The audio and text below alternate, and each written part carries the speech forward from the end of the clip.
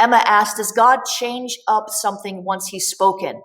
Or is it that most of these prophecies came from impure prophetic voices? Well, none of us are perfectly pure and holy. Jesus said, be ye holy, even as I am holy. So we are on our way. We are being conformed into the image of Christ. So we all have flaws, even character flaws, and we can all miss it. Any prophet can miss it. This is not Old Testament. This is not Old Covenant.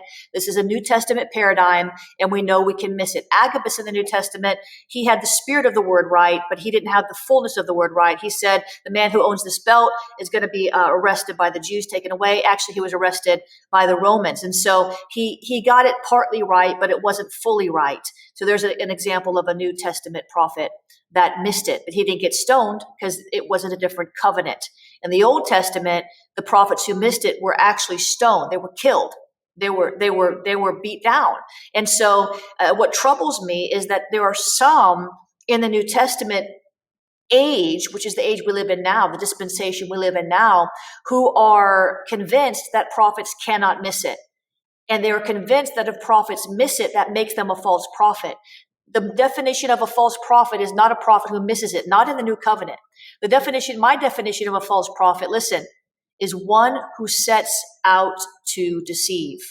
And so making an accusation of a false prophet is a very dangerous thing to do, because you're essentially saying they are outside of the covenant, they are not saved, they're intentionally leading people astray. I don't believe that's what's happened here. I do believe that some who prophesied a Trump victory never heard from God. It was secondhand revelation.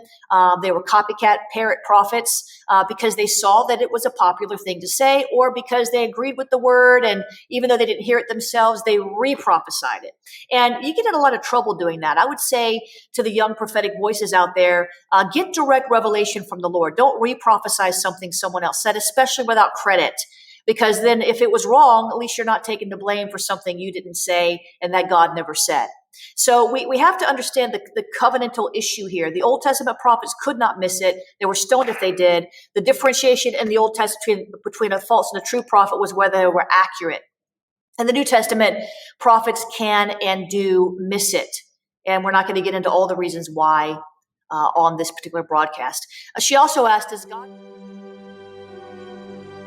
A reset of the prophetic movement is upon us. The second wave of prophets is rising in this hour. We stand at the edge of a new era in the prophetic. We're gathering the international prophetic community at the Global Prophetic Center, a hub for prophetic training, prophetic labs, summits, networks, and lighthouses. It's time for prophets to go deeper. It's time for seers to soar. It's time for prophetic voices to rise up and decree what says the Spirit of God with accuracy that causes the world to pay attention.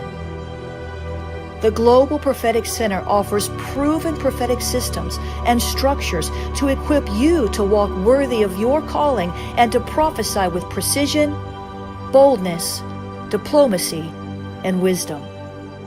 Get hands-on training and mentoring in a safe environment that breeds true prophetic community and learning.